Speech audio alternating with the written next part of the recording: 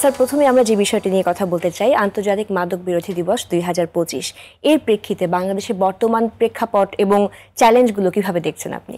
আপনি জানেন যে আমাদের দেশের আমরা কোনো মাদক দ্রব্য উৎপাদন করি না, কিন্তু আমরা ইনোসেন্ট ভিকটিম হিসেবে গোল্ডেন ট্রায়াঙ্গেল এবং গোল্ডেন ক্রিসেন্টের মধ্যখানে অবস্থান করাই আমাদের দেশে আমাদের যে সীমান্ত রেখা রয়েছে সেই সীমান্ত জল এবং স্থল সীমান্ত এবং আকাশপথেও মাঝে মাঝে মাদকের চালানগুলো আমরা আটক করছি।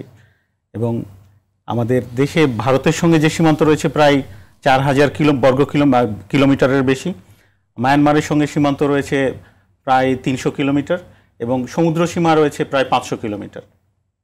এই সীমান্তের যে আমাদের রেখা সেখানে কিন্তু সার্বক্ষণিকভাবে গার্ড দেওয়া সম্ভব হয় না, যার ফলে প্রচুর পরিমাণ বিভিন্ন ধরনের মাদক, বিশেষ করে মিয়ানমার থেকে আসছে ইয়াবা বা এটিএস জাতীয় ড্রাগ, ভারত থেকে আসছে ফেন্সিডিল, হেরোইন এবং অন্যান্য যে মাদকগুলো, সেগুলোর মাধ্যমেই মূলত দেশের ভেতরে আমাদের একটি মাদকাসক্ত গোষ্ঠী গড়ে উঠছে।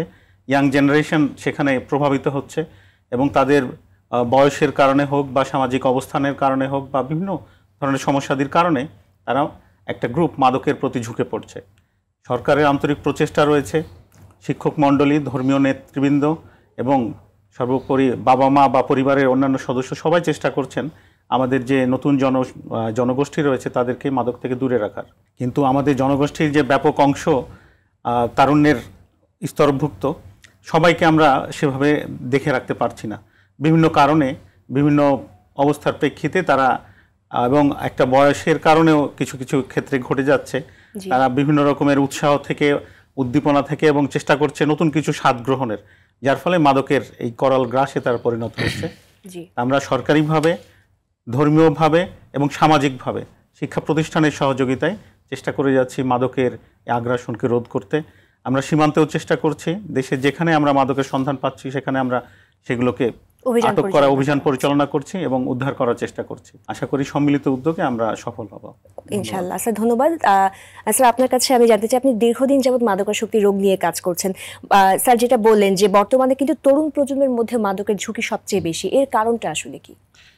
আসলে এটা ঠিক, এখন তরুণ প্রজন্ম অনেক বেশি মাদকে আক্রান্ত হয়ে যাচ্ছে। কারণ হচ্ছে প্রথমত এটা কৌতূহল অনেক বেশি এদের ভিতরে, এখন ইন্টারনেটের যুগ, অনেক কিউরিওসিটি অনেক বেশি, অপ্রতুল খেলার ব্যবস্থা, মাঠটাট এখন নেই। এখন আসলে আমাদের মানে কোনো এরিয়াতেই সেরকম খেলার কোনো মাঠ বা কোনো পরিবেশ থাকে না, সো দেখা যায় ওরা বাসাতেই থাকে। আর তিন হচ্ছে আরেকটা খুব ইম্পর্টেন্ট ব্যাপার, সেটা হচ্ছে যে ওদের পিয়ার প্রেশার, সঙ্গদোষ এখন অনেক বেশি, পরিবারকে কম সময় দেয়। আগে দেখা যেত পরিবারের সাথে অনেক বেশি সময় একত্র থাকার কারণে, যৌথ পরিবারের থাকার কারণে তারা হয়তো বাইরে কম যেত, বাট এখন দেখা যাচ্ছে বাবা মা দুজনেই চাকরিজীবী, ছেলেমেয়েরা ওরা নিজেরা পেয়ার প্রেশার, ওদের বন্ধুবান্ধবের সাথে থাকার চেষ্টা করে। সো এটার কারণে একজন যদি আক্রান্ত হয়, এটা মহামারীর মতো অন্যদের ভিতরে এটা ট্রান্সমিট হয়ে যায়, সবার ভিতরে এখন চলে যায়, তারাও এখন আক্রান্ত হয়ে যাচ্ছে, তারাও ড্রাগ নেওয়া শুরু করে যাচ্ছে। সো এটা একটা আমার মতে ইম্পর্টেন্ট। একটা সামাজিক অনেক ধরনের ফ্যাক্টর আসলে এখানে জড়িত। স্যার, আমরা জানি মাদকদ্রব্য নিয়ন্ত্রণ অধিদপ্তর হার্ম রিডাকশন, সাপ্লাই রিডাকশন এবং ডিমান্ড রিডাকশন 3টা স্তরে আসলে কাজ করছে। এই যে প্রিভেনশন, ট্রিটমেন্ট এবং রিকভারি, এই 3 স্তরের কোথায় আমাদের সবচেয়ে বেশি জোর দেওয়া প্রয়োজন বলে মনে করেন? দেখুন, আপনিও যেহেতু এই বিষয়গুলো সম্বন্ধে অবহিত, আমার মনে হয় যে আমি যেহেতু অল্পদিন হলো এই দপ্তরের দায়িত্বে এসেছি, আমার যেটা মনে হয়েছে, আমরা যদি দেশের ভেতরে সরবরাহটা যদি আমরা কমাতে পারি এবং তার সঙ্গে সঙ্গে আমাদের পরিবার এবং সমাজকে সচেতন করতে পারি, তাহলে মনে হয় মাদকের আগ্রাসন থেকে আমরা অনেকটাই রক্ষা পাবো। জি, সেই সচেতনতা আসলে কোথা থেকে শুরু করা উচিত? পরিবার, অবশ্যই। পরিবার হচ্ছে আমাদের মূল একটা সংগঠন, আমাদের বেসিক ভিত্তিই হচ্ছে পরিবার এবং তারপরে সমাজ। আমরা যদি বাবা মা যদি যেভাবে সন্তানদের আগের দিনে দেখে রাখতেন, বিশেষ করে মাগরিবের আজান হওয়ার সঙ্গে সঙ্গে সন্তান যদি তার বাসায় না ফিরতো, তাহলে একটা শাসন করা হতো। এখন পারিপার্শ্বিকতার কারণে বা যুগের পরিবর্তনের কারণে সেই জিনিসটা কমে আসছে। সন্তান কি করে, ব্যস্ত বাবা মা সেগুলো খবরও রাখতে অনেক সময় পারেন না, বা পারিপার্শ্বিকতার বিভিন্ন চাপ থাকে।